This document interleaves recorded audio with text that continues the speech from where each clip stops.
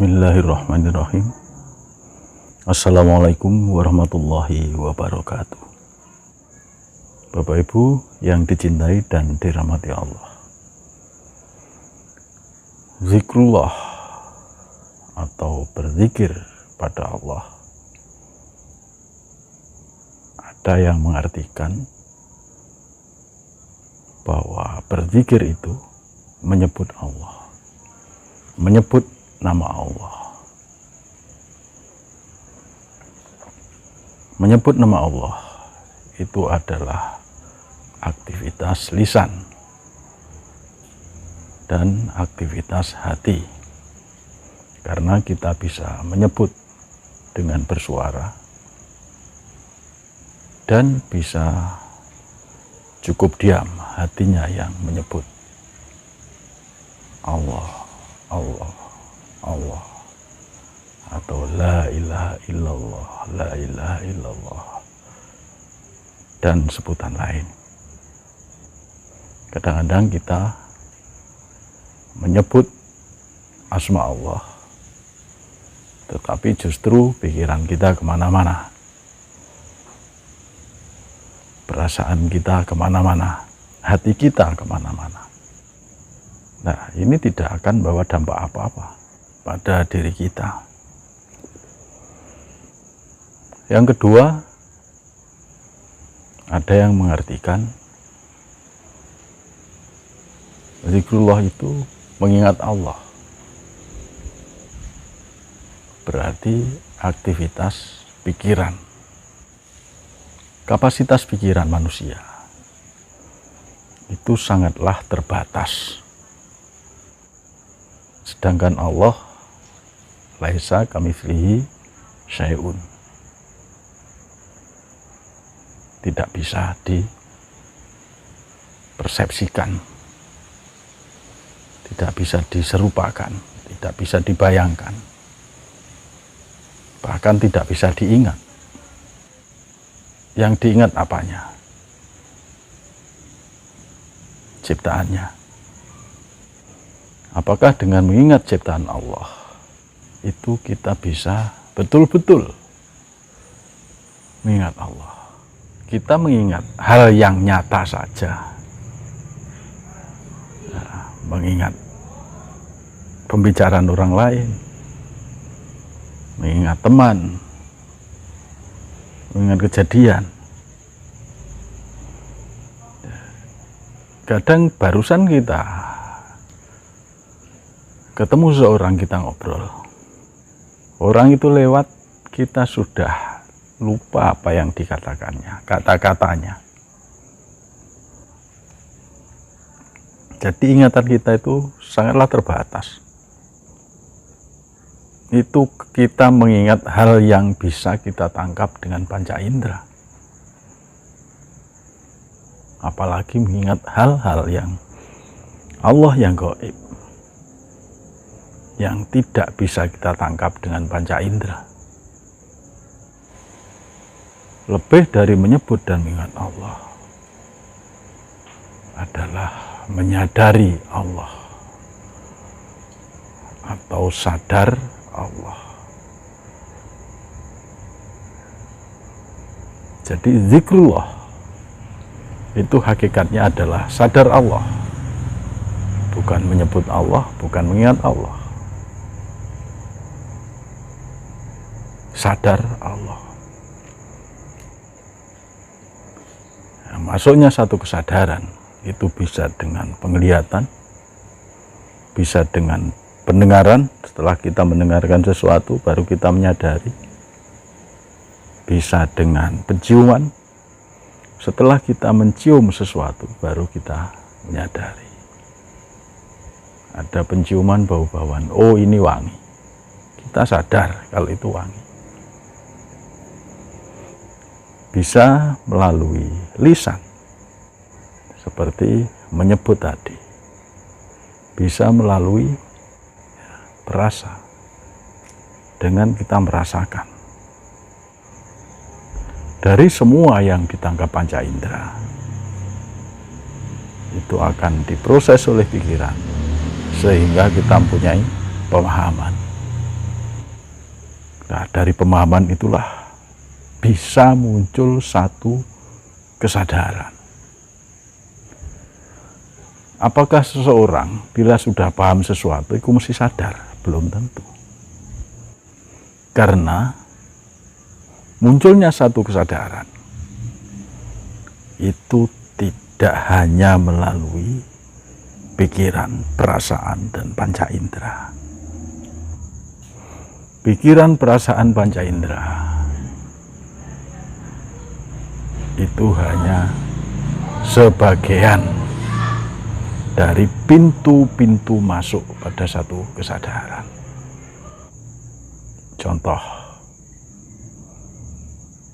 bila kita berzikir, khususnya zikir nafas, pikiran perasaan yang kemana-mana itu akan terhenti setelah kita meluaskan kesadaran.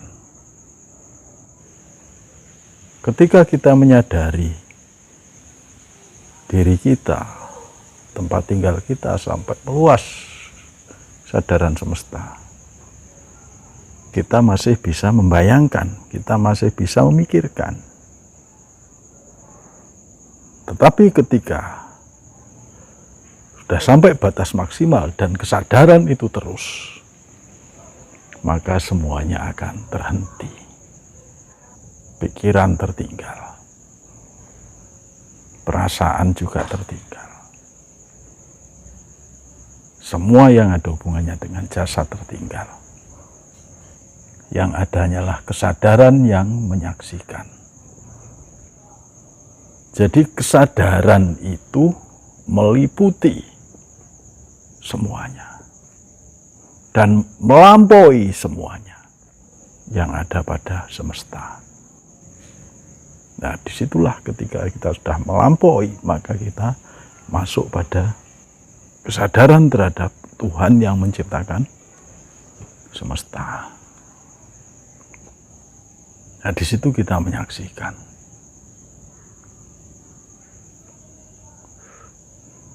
Siapa yang menyaksikan? Kita punya kesadaran. Karena kesadaran ini adalah bukan aktivitas jasad,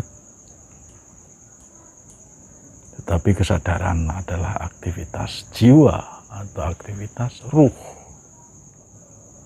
Jadi ketika jasad kita sudah tidak kita rasakan lagi, panas dingin sudah tidak bisa kita rasakan lagi, pikiran sudah tidak bisa bekerja lagi, sudah terhenti, tapi kesadaran masih tetap eksis. Kesadaran akan terus mendekat, terus masuk, terus naik pada level-level yang lebih tinggi, yaitu level-level ilahiyah, level-level ketuhanan. Jadi kesadaran ini eksis. Kesadaran adalah sebuah eksistensi yang tidak berubah, yang tetap dan yang abadi. Jadi kalau seseorang itu sadar Allah, mesti dia akan sadar terhadap pikirannya, sadar terhadap perasaannya, sadar terhadap seluruh aktivitas inderanya. Sehingga kesadaran inilah yang mengendalikan semuanya. Ya, kadang kita masih kenceng bahwa berzikir itu ingat Allah. Yang penting eling ning Gusti Allah. Apanya yang diingat? Jadi zikrullah itu bukan ingatan. Zikrullah itu kesadaran terhadap Allah. Bapak Ibu bisa simak pada video saya, video yang ke-20. Siapakah diri sejati kita? Jadi kesadaran ini melampaui pikiran, melampaui rasa, melampaui semua aktivitas indera. Kesadaran ini melampaui dimensi ruang, dimensi waktu. Kesadaran ini bisa melompat sampai keluar dimensi ruang dan dimensi waktu. Ketika kita menangkap sesuatu melalui indera kita, kemudian pikiran kita bekerja, akhirnya muncul satu pemahaman. Apakah setelah kita memahami, kemudian kita menyadari, kemudian kita sadar? Belum tentu. Banyak orang yang paham sesuatu, paham terhadap larangan-larangan dan perintah-perintah Allah,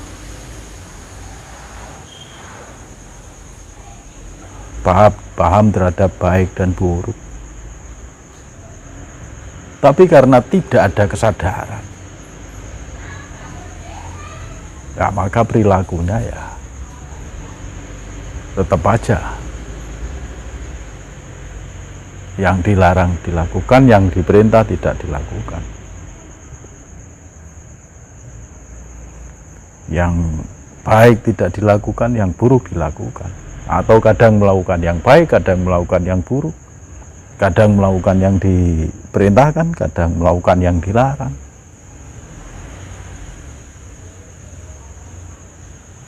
Nah, itu artinya belum ada kesadaran. Jadi memahami itu merupakan satu proses untuk mencapai satu kesadaran. Apakah untuk mencapai satu kesadaran itu harus memahami dulu? Tidak harus. Karena memahami itu hanya satu pintu dari banyak pintu-pintu yang lain menuju kesadaran. Kadang tanpa sebab apapun Allah menurunkan hidayah, tahu-tahu kita sadar. Jadi kita berzikir terus pada Allah. Artinya kita berjalan untuk menyadari Allah, untuk mencapai satu tingkat sadar Allah yang lebih tinggi, sampai pada kesadaran sejati, kesadaran terhadap Allah SWT. Jadi untuk menyadari sesuatu itu tidak butuh kita harus membayangkan, harus memikirkan. Contoh, nama saya Bejo. Ketika saya dipanggil Bejo, saya tidak butuh memikirkan, saya tidak butuh menganalisa atau apa. Spontan, oh Bejo itu saya, nama saya. Begitu juga Bapak Ibu semua. Ketika dipanggil namanya langsung saja menjawab. Karena apa? Sadar yang disebut adalah nama Bapak Ibu. Dan apabila kita sudah mencapai kesadaran yang sejati, yaitu kesadaran terhadap Allah SWT, disitulah kita menemukan diri kita yang sejati. Karena diri kita, diri ini bukan tubuh, bukan tangan, bukan kaki, bukan rambut. Nah, kalau kita misalnya kaki kita diamputasi, apakah diri kita masih ada? Masih ada. Jadi diri kita bukan tubuh ini. Diri kita juga bukan pikiran ini. Ketika pikiran kita nggak bekerja, contoh pada saat kita berzikir nafas, pada level-level lanjut, level 3, level 4, pikiran kita nggak bekerja, apakah diri kita masih ada? Ada. Diri kita bukan rasa kita, bukan rasa. Diri kita itu bukan rasa, walaupun rasa sejati. Ya kita buktikan saja ketika kita berzikir nafas. Ketika rasa-rasa itu hilang, kesadaran kita masih tetap eksis. Apakah rasa itu diri kita? Bukan. Diri kita itu yang eksis. Diri kita itu yang nggak berubah. Dan diri sejati kita itu punya potensi, punya kekuatan, punya kemampuan. Bila kita telah menemukan kesadaran sejati kita, maka kemampuan-kemampuan yang kita miliki akan teraktivasi secara maksimal. Jadi ada eksistensi yang tidak berubah, yang tidak mati, yang tidak hilang, dan power yang luar biasa. Itulah diri sejati kita. Kesadaran sejati, kesadaran terhadap Sang Pencipta, kesadaran terhadap Sang Kholik. Maka untuk menyadari Allah SWT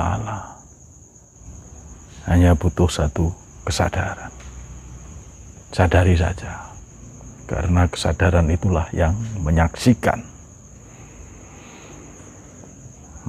pikiran, menyaksikan perasaan, menyaksikan yang laisa kamislihi syai'un. Demikian Bapak Ibu, semoga kita selalu mendapat rahmat Allah SWT. Saya mohon maaf. Billahi taufiq wal hidayah. Assalamualaikum warahmatullahi wabarakatuh.